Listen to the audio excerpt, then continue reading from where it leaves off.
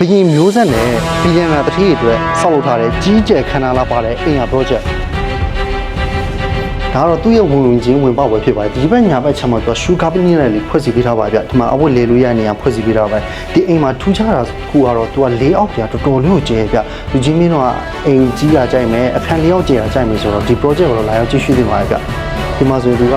ဒါ living room area ဖွဲ့စည်းပေးတာ living room area လည်းအခုမြင်လို့တော်တော်လေးကိုကျယ်ပါဗျသူရဲ့တဲ့မှာဆိုရင်တော့ private ရေဘူးတန်လေးဖွဲ့စည်းပေးထားကိုတွေ့ရပါတယ်စီလင်းကလည်းတော်တော်လေးကိုမြင့်ပါဗျတော်ပြီအခြားလေးအောင်တော့ကြည့်အောင်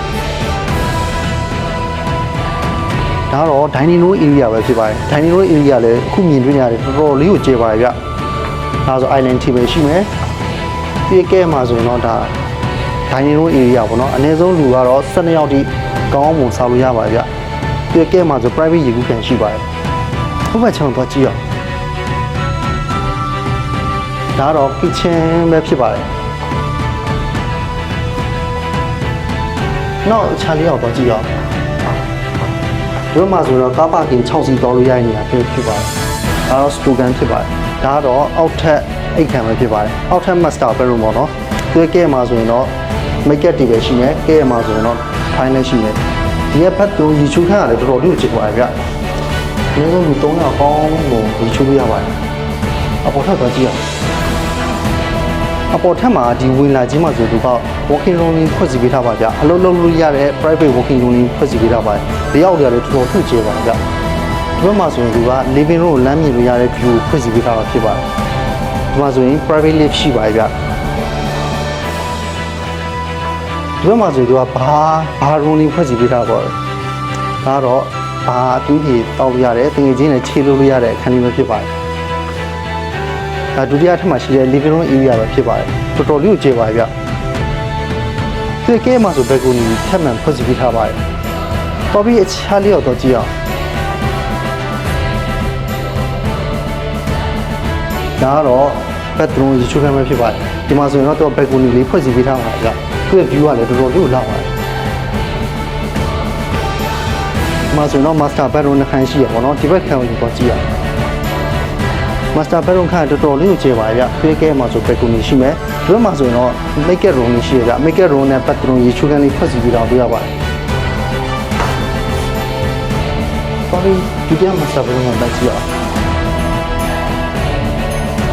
ဒီ master bedroom ခန်းဖွဲ့စည်းပုံကလည်းတော်တော်လေးကိုကျယ်ပါတယ်ဗျ။လူကြီးမင်းတို့ကဒီအခန်းလေးအောက်ကျယ်အောင်ကြိုက်တယ်ဆိုရင်တော့ဒီအိမ်က project လူကြီးမင်းတို့တက်တော်တဲ့အိမ်က project တစ်ခုပဲဖြစ်ပါတယ်။ဒီမှာဆိုရင် closet room ရှိမယ်။ဒီမှာဆိုရင်တော့ဒါကတော့ဒီချူကမ်းဖြစ်ပါတယ်။ဒီရောက်လေအခုမြင်တွေ့နေရတဲ့အတိုင်းတော်တော်လေးကိုကျေပါဗျ။ကျောင်းဆိုအိမ်ထဲမှာတော့သူကပတ်ပြေးလို့ရတဲ့ပုံစံမျိုးနဲ့ဖွင့်စီပေးထားပါတယ်။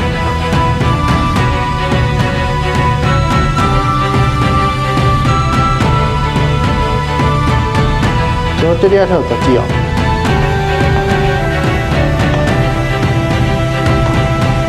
အခုတရားထက်ကိုထဲရောက်နေရပဲဖြစ်ပါတယ်ဒီတရားထက်မှာဆိုရင်ဒီအတင်းလေးရောက်ဖွင့်စီပုံနဲ့အခန်းတိုင်းကတော်တော်လေးကျေကြဒါ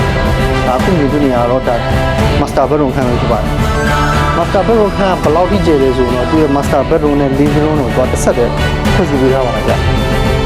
ဒီကဲမှာဆို balcony ရှိပါတယ်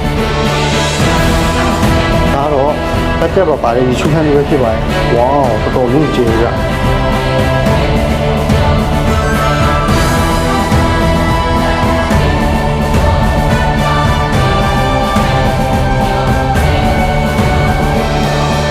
ဒီမှာဆိုထပ်ပြီးတော့ master bedroom နောက်တစ်ခါဖွဲ့စည်းပေးတာတွေ့ရပါကြဖြစ်ပါတယ် make up table နဲ့ one closet ပဲဖြစ်ပါတယ်ဒီမှာဆိုအဝတ်လဲလို့ရတဲ့အခန်းအများကြီးဖွဲ့စည်းပေးထားပါကြဒီဖွဲ့စည်းပုံလေးအောင်တော့တော်တော်လေးကျေအောင်ကြတော့ပဲချက်မြောက်တော့ကြည့်အောင်